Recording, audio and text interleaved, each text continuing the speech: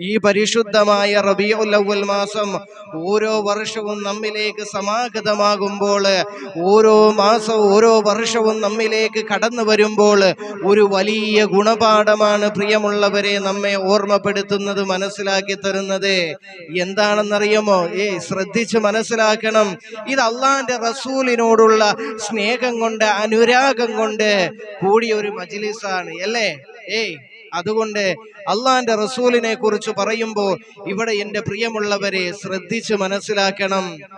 അള്ളാന്റെ റസൂലിനെ കുറിച്ച് പറയുമ്പോൾ എൻ്റെ പ്രിയപ്പെട്ടവരെ നമ്മൾ ഇത് ശ്രദ്ധിച്ച് മനസ്സിലാക്കണം. നമ്മുടെ ഹൃദയത്തിലേക്ക് അള്ളാന്റെ റസൂലിനെ കുറിച്ച് പറയുമ്പോൾ ആ പ്രണയം കടന്നു വരണം, ആ സ്നേഹം കടന്നു വരണം. അള്ളാന്റെ പ്രവാചകനെ കുറിച്ച് പറയുമ്പോൾ എന്താണ് എൻ്റെ പ്രിയമുള്ളവരെ?